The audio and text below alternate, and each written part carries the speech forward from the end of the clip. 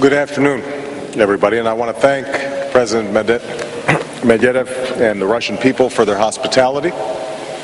Michelle and I and our children are pleased to be here in Moscow and to be here so early in my administration. We've just concluded a very productive meeting, as President Medvedev just indicated. The President and I agreed that the relationship between Russia and the United States has suffered from a sense of drift. We resolved to reset U.S.-Russian relations so that we can cooperate more effectively in areas of common interest. Today, after less than 6 months of collaboration, we've done exactly that by taking concrete steps forward on a range of issues while paving the way for more progress in the future. And I think it's particularly notable that we've addressed the top priorities. These are not second-tier issues. They are fundamental to the security and the prosperity of both countries. First, we've taken important steps forward to increase nuclear security and to stop the spread of nuclear weapons.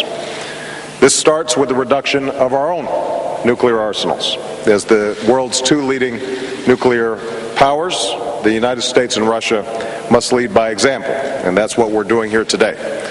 We have signed a joint understanding for a follow-on treaty to the START agreement that will reduce our nuclear warheads and delivery systems by up to a third from our current treaty limitations.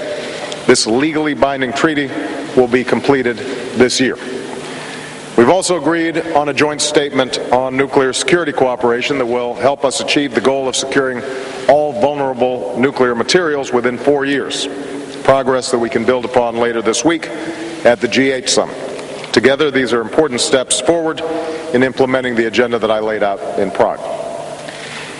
As we keep our commitments, so we must ensure that other nations keep theirs. To that end, we had constructive discussions about North Korea and Iran. North Korea has abandoned its own commitments and violated international law, and that's why I'm pleased that Russia joined us in passing a UN Security Council resolution that calls for strong steps to block North Korea's nuclear and ballistic missile programs. Iran also poses a serious challenge through its failure to live up to international obligations. This is not just a problem for the United States. It raises the prospect of a nuclear arms race in the Middle East, which would endanger global security, while Iran's ballistic missile program could also pose a threat to the broader region. That's why I'm pleased that we've agreed on a joint statement on cooperation on missile defense and a joint threat assessment of the ballistic missile challenges of the 21st century, including those posed by Iran and North Korea.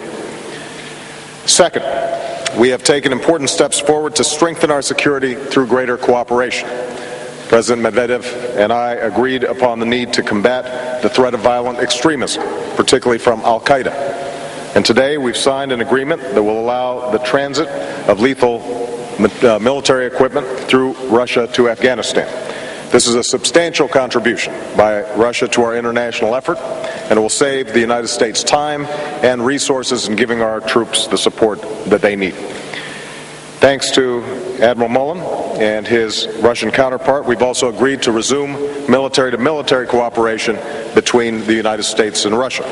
This provides a framework for improved cooperation and interoperability between our armed forces so that we can better address the threats that we face, from terrorism to privacy. We've also agreed to restore a joint commission on prisoners of war and missing in action, which will allow our governments to cooperate in our unwavering commitment to our missing servicemen and women. And third, we've taken important steps forward to broaden our cooperation on a full range of issues that affect the security and prosperity of our people. President Medvedev and I are creating a U.S.-Russian bilateral presidential commission to serve as a new foundation for this cooperation. Too often, the United States and Russia only communicate on a narrow range of issues, or let old habits within our bureaucracy stand in the way of progress. And that's why this commission will include working groups on development in the economy, energy and the environment, nuclear energy and security, arms control and international security, defense, foreign policy and counterterrorism, preventing and handling emergencies, civil society, science and technology, space, health, education, and culture. And this work will be coordinated by Secretary Clinton and Minister Lavrov, and Secretary Clinton will travel to Russia this fall to carry this effort forward. Just to give you one example of this cooperation is the new Memorandum of Understanding on Health. We've learned, most recently with the H1N1 virus, that a disease that emerges anywhere can pose a risk to people everywhere. That's why our Department of Health and Human Services will cooperate with its Russian counterparts to combat infectious, chronic, and non-communicable diseases while promoting prevention and global health. Finally, I'm pleased that Russia has taken the important step of lifting some restrictions on imports of U.S. livestock. The cost of these restrictions to American business is over $1.3 billion, and we've now made important progress towards restoring that commerce. Now, I won't pretend that the United States and Russia agree on every issue. As President Medvedev indicated, we've had some frank discussions, and there are areas where we still disagree. For instance, we had a frank discussion on Georgia, and I reiterated my firm belief that Georgia's sovereignty and territorial integrity must be respected. Yet even as we work through our disagreements on Georgia's borders, we do agree that no one has an interest in renewed military conflict. And going forward, we must speak candidly to resolve these differences peacefully and constructively. President Medvedev and I are committed to leaving behind the suspicion and the rivalry of the past so that we can advance the interests that we hold in common. Today, we've made meaningful progress in demonstrating through deeds and words what a more constructive U.S.-Russian relationship can look like in the 21st century. Tomorrow, I look forward to broadening this effort to include business, civil society, and the dialogue among the American and Russian people.